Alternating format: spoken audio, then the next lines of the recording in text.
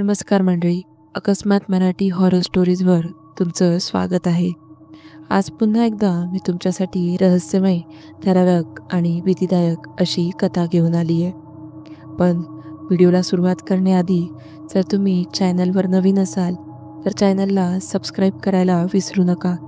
सोबतच बेल आयकॉनवर देखील क्लिक करा, जेणेकरून तुम्हाला अशा नवनवीन थरारक, रहस्यमय आणि भीतीदायक कथांचे नोटिफिकेशन्स मिळत राहतील. 25 ते 30 वर्षांपूर्वीची गोष्ट आहे. सोन्या, विन्या, रम्या हे 3 जिगरी मित्र. नुकतीच 10वी संपून सुट्ट्या लागलेल्या. आता कॉलेज सुरू होईपर्यंत त्यांना कसलेही काम नव्हते. सकाळी उठल्यावर चहा नाश्ता झाला की गावच्या चावडीवर बसून गप्पा मारणे, नदीत विहिरीवर पोहायला जाणे, दिवसभर नुसत्या उनाडक्या करत फिरणे हा एकमेव त्यांचा धंदा. बीड जिल्ह्यातील वडवणी तालुक्याच्या ठिकाणापासून 14 किलोमीटर अंतरावर त्यांचे गाव. गावाच्या 1 किलोमीटर अंतरावर त्यांच्या गावचा फाटा. त्या फाट्यावर छोटी मोठी 3-4 झोपडी वजा हॉटेल होती. दिवसभर उनाडक्या करून आल्यावर रात्रीच्या जेवणापर्यंत हे तिघेही मित्र त्या फाट्यावर येऊन बसत.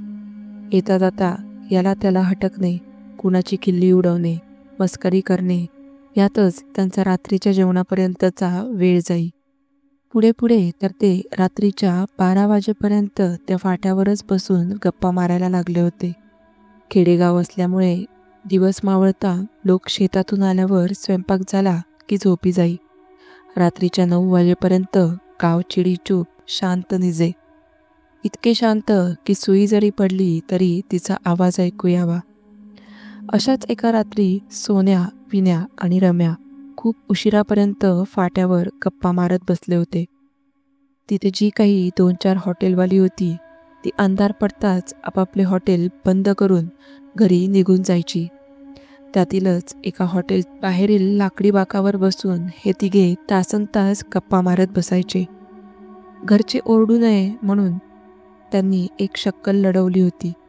घरातून अंथरूण पांघरून घेऊन हे तिघे पाटलाच्या वाड्यावर छतावर झोपायला जातोय असे घरी सांगून यायचे.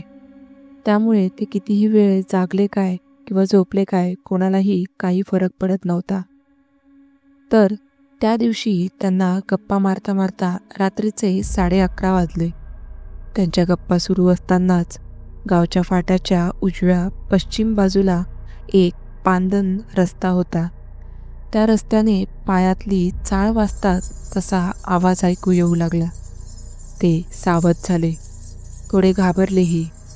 क्षणाक्षणाला तो आवाज मोठा होत गेला. नीटसं दिसत नव्हतं, तरीही त्यांनी निरखून पाहण्याचा प्रयत्न केला. तर त्यांना एक अंधुकशी घोड्याची आकृती दिसू लागली.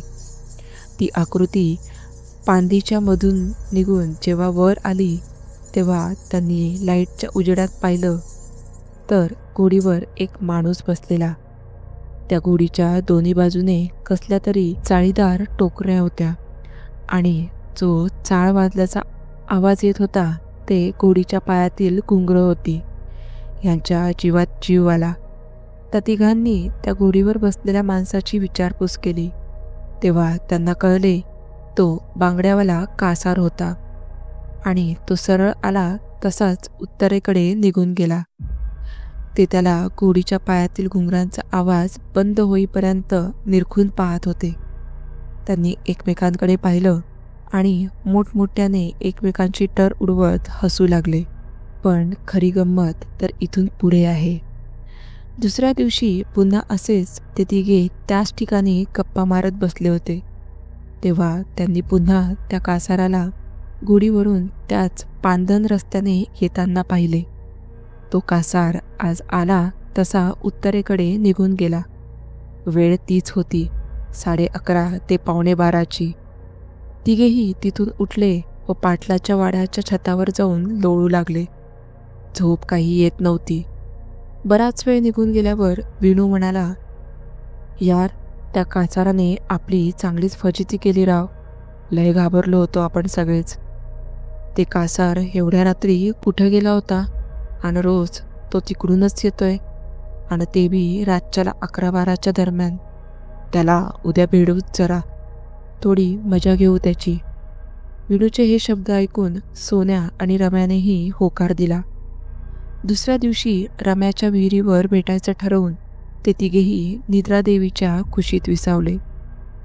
दुसऱ्या दिवशी ते सकाळी रम्याच्या विहिरीत पोहताना त्यांनी प्लॅन केला.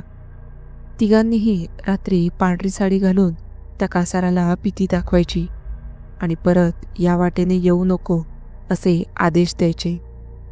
पांढऱ्या साड्या कुठे भेटणार हा विचार तिघांच्याही मनात आल्यावर विण्या म्हणाला, मी माझ्या वडिलांचे 2 पांढरे धोतर आणू शकतो. बाकी तुमच्यातली एकाने सोय करा आणि सगळं गाव चिडीचूप झाल्यावर रात्री 10 वाजता फाट्यावर जाऊन तयारी करूया. तिघेही मोठ्याने हसत घरी निघून गेले. ठरल्याप्रमाणे तिघेही रात्री 10 वाजता गावच्या फाट्यावर आले. विण्याने 2 धोतरपान आणले होते तर रम्याने 1. तिघांनीही तयारी केली. बरोबर 11:30 वाजता कासाराच्या घोडीच्या पायातील घुंगरांचा आवाज ऐकू येऊ लागला. ते तिघेही सावध झाले. कासार पांदन चढून वर आला तसे विण्याने सोन्याला आणि रम्याला रस्त्याच्या कडेला कापसाच्या पिकात लपायचा इशारा केला आणि ते कापसात पळाले. विण्या रस्त्यात कासाराची वाट अडवून उभा राहिला. कासार गोंधळला. रस्त्यात कोणीतरी पांढरी साडी घालून आपली वाट अडवून उभे असल्याचे पाहून तो जरा दचकला. विण्या थोड्या घोगऱ्या आवाजात त्याला बोलला, कोण आहेस तू? कासार म्हणाला, मी कासार, बांगड्या विकायचा धंदा आहे माझा. हो का? मग माझ्या हातात भर की. तेवढ्यात डाव्या बाजूने अजून एक तशीच पांढऱ्या साडीतील बाई कासाराला वर येताना दिसली. तीही घोगऱ्या आवाजात बोलली, माझ्यासुद्धा हातात भर. नंतर तिसरा आवाज कासाराला पाठीमागून आला. तो आवाजही म्हणाला, माझ्या पण हातात भर. तिन्ही बाजूने त्या त्याला घेरून बांगड्या भर म्हणून किनवू लागल्या. तसा कासाराने लगाम उडत घोडीच्या पोटावर टाच मारली आणि तिथून धूम ठोकली. कासाराच्या घोडीच्या पायातील घुंगरांचा आवाज कमी होईपर्यंत हे तिघं एकमेकांना टाळ्या देत मोठमोठ्याने हसत होती. असेच 4-5 दिवस निघून जातात. तिघेही फाट्यावर रात्रीच्या 1 वाजेपर्यंत थांबतात. पण तो कासार पुन्हा काही तिथून जाताना त्यांना दिसला नाही. त्यांना या गोष्टीचा थोडा पश्चाताप झाला होता की एका गरिबाच्या पोटावर आपण पाय तर दिला नाही ना. त्याच्या येण्याजाण्याचा आपण मार्ग बंद केला. आता तो कुठे असेल, काय करत असेल, असे अनेक प्रश्न त्या तिघांना बेचैन करत होते. एका रात्री असेच ते फाट्यावर बसले असताना त्यांनी ठरवलं की त्या कासाराचा पत्ता शोधून त्याच्या घरी जाऊया व त्याला आपण त्याची गंमत केली हे सांगून माफी मागूया. दुसऱ्या दिवशी ते तिघही त्या कासाराचा पत्ता विचारत त्याच्या गावी जाऊन पोहोचली.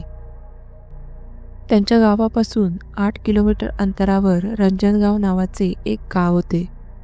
त्या गावात तो कासार राहत होता.